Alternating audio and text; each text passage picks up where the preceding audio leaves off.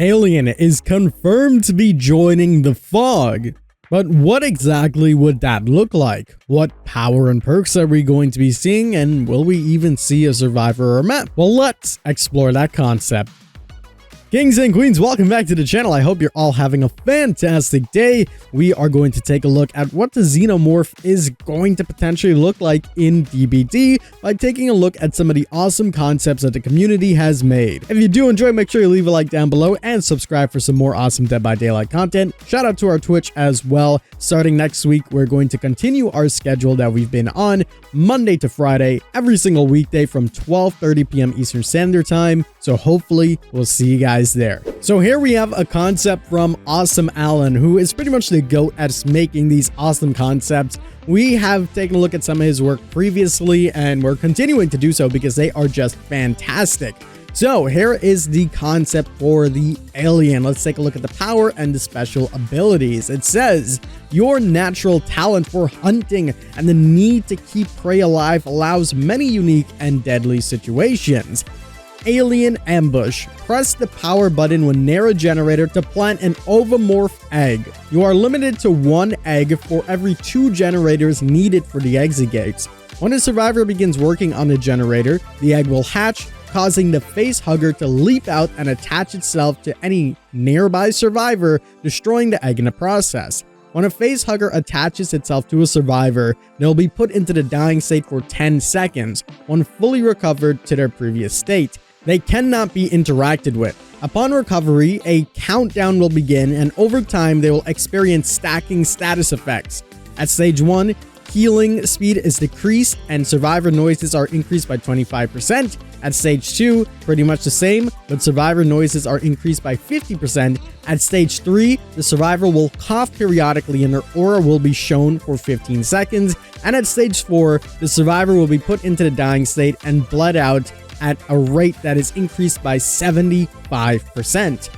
If the survivor bleeds out while a host is on them, a chest burster erupts and sacrifices them instantly while also attacking one healthy survivor within 8 meters, removing a health state. Survivors can perform the remove parasite action on one another, performing in a series of great skill checks to potentially remove the chest burster inside, with a success rate of 100% that lowers by 20% as each stage progresses. This action can be repeated until succeeded. So wow, first and foremost, that is a lot to take in. Essentially, if you get caught by one of these eggs, you are going to be in the world of trouble. And again, this is pretty lore accurate. It makes a lot of sense. So something like this could potentially happen. Obviously, this would need some fine tuning with numbers and turning it down a tiny bit. But overall, this is pretty cool. Let's take a look at the second part about this. We have alien isolation. When there is one generator remaining, alien ambush is replaced with alien isolation. Press the power button when near an exegate to plant an egg, limited to 1 egg at a time. You also have a special ability, which is hide. Press the active ability button to hide on a tree, wall, or ceiling, granting the undetectable status effect and showing the auras of survivors within 32 meters. There's another special ability, which is Haunting Grounds. Hold the active ability button while hiding to leap from your location, attacking a survivor with your tail. Now, all of this is pretty awesome too. There's been a lot of concepts that have been floating around talking about either A, a stealth ability, or B, the ability to leap/climb on walls. So this would be really cool to see it being integrated. And personally, I think we are going to see something like that, especially since the previous chapter kind of messed around with the concept of attaching something to walls. In my opinion, I can see the xenomorph climbing on walls now that they really look at wall physics for the previous killer, which was the singularity. Let's go ahead and take a look at these awesome perks that they have in store for us as well. First of all, we have Perfect Host. It says, when a survivor is hooked, all survivors outside of your terror radius gain the oblivious status effect for 30 seconds. The next one is Necronom. Basically, the height and thickness of the fog increases for every survivor by 8% each time a generator is completed. So this is kind of like the old school add-ons that made the fog a lot more thick. So this is pretty cool, and I would love to see it if it was like the old school type of offerings that really increased the fog rather than just made it a little bit more, a little bit less, and kind of doesn't really do anything in today's DBD. But old school DBD, it was severe, so hopefully we could see something like that coming in the future. And the final perk that we have here is Hex Prometheus. All survivors have 1, 2, or 3 of their perks shuffled between them at the start of the trial, and any duplicate perks are voided and considered to be an empty perk slot. The swap persists until the totem is destroyed, but the survivor who cleanses the totem will lose all the perks. Now this one is crazy. I mean, if something like this happened in DBD, I think people would actually lose their minds because everybody would be running this, because essentially, no matter what, somebody is losing all of their perks. Not to mention throughout the entire trial, if multiple people are running something like Sprint Burst or Dead Hard, which chances are they're going to be doing that because, you know, metas, those perks wouldn't even be active whatsoever. So having something like this would be absolutely crazy. I think to have a permanent debuff is a little bit too wild, but nonetheless, a fun concept and something different that we haven't necessarily seen in Dead by Daylight whatsoever. And to be honest, I wouldn't mind something like this if it was done not as severe as this, but toned down a little bit and maybe spiced up. Overall, this is a fantastic concept by Awesome Alan. I absolutely love it. As I said, Awesome Alan is one of the goats at making these concepts, and the xenomorph concept / alien concept that they have created is fantastic. Links down in the description, you can check it out for yourself. Last bit of plugging, our art contest has been extended, so calling all artists or anybody that likes to do art, there's still a lot of spots to be filled, so you're almost guaranteed a prize.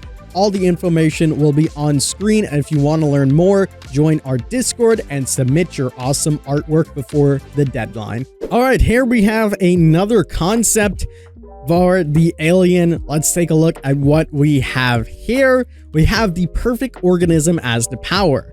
It says, genetically modified to be the perfect killing machine, your natural talent for hunting down and abducting your prey grants you a number of deadly traits. Use a secondary power interaction to leap forward with a tail rush, greatly extending your attack range at the cost of an increased recovery animation. The alien's acidic blood presents a very real danger to survivors during the chase. When directly stunned with a pallet, acid blood is splashed on the pallet itself. Vaulting over an acidic pallet injures the survivor. This damage will never drop a survivor into the dying state. The ovomorphs, also known as eggs, can spawn on each stage, a gift of familiarity from the entity. When approached by survivors, the eggs will slowly open before rapidly launching a facehugger at its target. Facehuggers can attack survivors in the dying state. Faced hug survivors are instantly knocked out for 5 seconds and will begin to receive status effects over time. At stage 1, the repair speed is decreased. At stage 2, the healing speed is decreased and a survivor begins to cough. At stage 3, survivors suffer from the bleeding and hinder status effect. And at stage 4, a chest burster erupts from the survivor's chest and they are instantly sacrificed. So essentially, we're getting a very similar concept to what Awesome Alan has presented as well. Kind of the same ideas, again, pretty lore accurate to everything, so it just kind of makes sense. If you also notice on the right-hand side, it talks about maps. We see the USCSS, which makes a lot of sense for us to get into the game. Nostromo makes perfect sense, and I think that's exactly what we're going to be receiving, so that's pretty cool. Let's take a look at some of these perks. The first one is Delusions of Mortality. After landing a successful attack while carrying a survivor, all survivors are exposed for 10 seconds. Now, obviously, we kind of already have a perk like this, so there would need to be some changes. Basically, if you lift a survivor up, everyone in a certain radius are already exposed. This one, quite similar. Basically, if you're carrying a survivor and you successfully land a hit on somebody, everybody's exposed for 10 seconds. To be honest, you could increase the timer on this one and make it to 45 seconds. So that way, if you actually do get a hit on somebody and you hook somebody, you have enough time to make it somewhere else. And obviously, this would need a cooldown. The next perk on the list is Structural Perfection. Wounds inflicted by successful attacks hinder your target and increase the volume of their injured cries of pain by a certain percentage. This one is kind of like Strider, essentially just hearing injured survivors a lot louder. I think there still can be some tweaks to this one as well. Maybe you can combine this with like a Sloppy Butcher kind of effect to make it so that they bleed a lot more, or maybe like old school DBD where bloods on vaults, or if you go into lockers, etc., lasts a lot longer, so that way you can actually get a little bit more information. Maybe even periodically letting out a scream, something like that would be pretty cool. Nonetheless, I see where they're going with this one. Not the worst, not the best. I think it can definitely use some tweaks though. The final one that we have is Purity, and it says while carrying a survivor, you are able to slightly, moderately, or considerably move survivors out of your way when walking into them. Now this one is pretty cool. So essentially, if anybody tries body blocking, you would literally just push them. This is interesting. I would love to see if there was an animation for this. So anytime a survivor comes next to you, you kind of just shove them and every killer has their unique animation. This is a fun one though. I like it. It's not necessarily too practical. Body blocking does happen in a lot of games, but overall, having this work every single game would be a lot more rare. Nonetheless, I think it'll be pretty cool and unique to see something like this coming into the game. Job well done, a fantastic concept, links down below. Here is the final concept that we have for you guys, done by this guy, This Life. Let's take a look at what they have created. Again, sticking with the same theme of the xenomorph, the perfect organism. Everyone kind of has the same kind of idea, which again makes a lot of sense. Let's take a look at this power. Press the power button to charge the alien resin. Charging alien resin takes 3 seconds and reduce your movement by 10%. When fully charged, release the power button to make the xenomorph spit a slob of alien resin. When the alien resin makes contact with the ground, it becomes a resin trap. Any survivor that comes into contact with the resin trap becomes afflicted with the hindered status effect. Any survivor hit directly with the resin will also get the hindered status effect, and their screen slightly obscured. By default, only 5 resin traps can be active at one time. The special ability is Predatory Crawl. Press the active ability button to drop to crawl on all 4s. While crawling, the xenomorph's terror radius and red stain are reduced to 0 meters, and the xenomorph moves at 3.6 meters a second. So this is kind of like the pig that we're seeing going into their stealth mode, which is pretty cool. We also have the special ability, which is Acid Blood. Whenever a survivor stuns you with a pallet, Acid's blood is sprayed on the pallet, and the survivor that vaults the pallet over the next 30 seconds is reduced by 1 health state and afflicted with the mangled status effect until fully healed. Survivors vaulting an acid pallet cannot enter the dying state. After 1 minute has passed, the pallet becomes a weakened pallet. Whenever a survivor or the killer interacts with the weakened pallet in any way, the pallet instantaneously breaks. So again, similar concepts. We have acid and crawling on all 4s. I like this idea. I think in this day and age for Dead by Daylight though, if the xenomorph were to crawl on all 4s, it would be awesome if they would go faster rather than slower. We already kind of have something like that with the pig, so I think if it moved way quicker, it would be really, really awesome to see that actually working in the game. On top of that, I really like the acid blood kind of concept of, you know, similarly to the plague, putting acid on something, or in the plague's case, it would be the plague or vomit. But this time it actually can hinder you and you can lose a health state. So if this only affected specific pallets and maybe vaults, it would be really cool. And that way, if the survivor decides to go there, they would instantly lose a health state. If you're limited to this and you can set it on certain traps, or certain vaults, I should say, or certain pallets, it would be really cool, kind of like the Trapper's Power, except you can almost instantly get rid of a certain vault or a certain loop, which can really benefit your gameplay. Overall, I think this is pretty cool, and I like the idea of having just, again, the perfect organism hunting you down. Let's take a look at some of the awesome perks. The first one we have is Acute Senses. Sounds produced by survivors' actions and footsteps are increased by 100%. When a survivor fails a skill check, their aura is revealed for 1 second. So this is pretty similar to the previous concept that we've seen as well. Again, I think if there was a little bit more, it would be quite nice. Maybe, and this is a big maybe, imagine if we had a perk that allowed you to actively see footprints of survivors themselves. So rather than the scratch marks, you'll be able to see footprints, get rid of the scratch marks, so that way you can actively see where the survivor is going. Obviously, this would be really strong, and there will need to be some tone backs to this, and obviously maybe even make it quicker to disappear. But that would be really cool, and it would be an interesting perk that would work.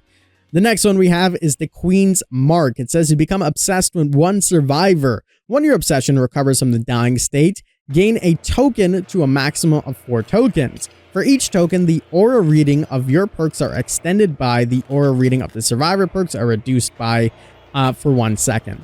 So essentially, this increases your aura reading and decreases the survivor's aura reading. We kind of already have perks in this day and age that do, you know, one or the other of these. So it would be interesting to see this coming into the game if there was a little bit more added on. Obviously, this is a pretty old concept, so they couldn't tell the future, but I can see where their thought process went, and I'm sure the devs did as well, considering we have perks that do something very similar to this.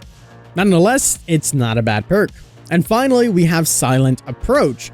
Noises produced by your actions, breathing, and footsteps are reduced by 50%. Grass and corn move 50% less when you move through them. Now, this one is a really interesting one. I think if this was combined with a reduction of terror radius as well, it could be something really crazy, especially for some of the more stealthy killers in the game itself. And most stealth killers would run this. Again, this is an older concept, so I think certain things would need to be tweaked with this, but overall, it's pretty cool. So there you go, kings and queens. We kind of seen what everyone is kind of focusing on with the xenomorph. It seems that there's a few concepts that kind of circulate over and over, those being either walking on all fours or climbing on walls, maybe getting acid involved, or getting face huggers involved, as well as the chest bursters. All of these things could come into the game, and I hope we see something similar to that. My biggest hope is that we can see Alien basically walking on walls. That would really be a game changer for Dead by Daylight and getting something that we pretty much never did before. If we get another 3-gen type of killer and that's the power, I would be so disappointed. So hopefully we see something fun and interesting like that. As for the perks, again, Nicolas Cage, they did well with some of the more fun perks. I think for Xenomorph, however, you kind of got to go a little bit strong. You know, you're really dealing with the perfect organism here, right? So you got to go with something that is strong and it's going to be cool. I also am looking forward to the new map, which seems to be the Nostromo. So hopefully we get that in the game. And obviously everyone's been talking about the good old cat that's been walking around the trailer. So chances are we are going to get Ellen Ripley as the new survivor. If that is the case, I feel like we're going to get some type of perk that increases repair speed along the lines of that. Or something really badass like the equivalent of Laurie Strode's Decisive Strike. Obviously, we have to wait and see, and we're going to learn some more information pretty soon. Next week on the 8th, we're going to be learning pretty much, hopefully, all of the information with all of the perks, etc. Possibly the PTB coming out during that time, so we'll have to wait and see. Nonetheless, the Xenomorph is coming into Dead by Daylight. These were some awesome concepts just to kind of give us an idea of what potentially could come, and I'm really looking forward to this chapter making its way into Dead by Daylight. This has been something we've been talking about for years on years, and it's finally going to make its way into the fog, which slowly checks another list for the Hall of Fame of killers, and eventually we might run out of some of the really iconic killers that come into the game. This one definitely takes the cake for one of the most hyped killers for a very long time, leaving, in my opinion, just about 2 or 3 killers left, which would be Jason, Stranger Things, and maybe potentially Chucky coming into the game. Besides that, I mean, everything else is kind of small in comparison. Obviously, there's special shoutouts to tons of different things, but Alien coming into Dead by Daylight is going to be absolutely huge. I've been saying it for a while. This is going to be a peak year for Dead by Daylight. We're going to look back and say, wow, this was incredible. So we have to wait and see, but there were some of the fun concepts. Make sure you show some of the creators some love and support down below in the description. Again, our art contest is still going on. Please join our Discord if you want to partake in that. And shout out to our Twitch. Leave a follow there if you want to see us live. Let me know your Alien concepts down below, what you would like to see, any perks, any concepts, any ideas that you would like to see. I'm definitely interested to read all of your thoughts and opinions and maybe potential theories of what can come in. Personally, as I said, I want that wall crawling ability. That's pretty much going to do it for me though, guys. I hope you get to enjoy. If you did, make sure you leave a like down below, subscribe for some more awesome Dead by Daylight content, and as always, I'm the King. I tip my crown to you guys, and we'll see you in the fog.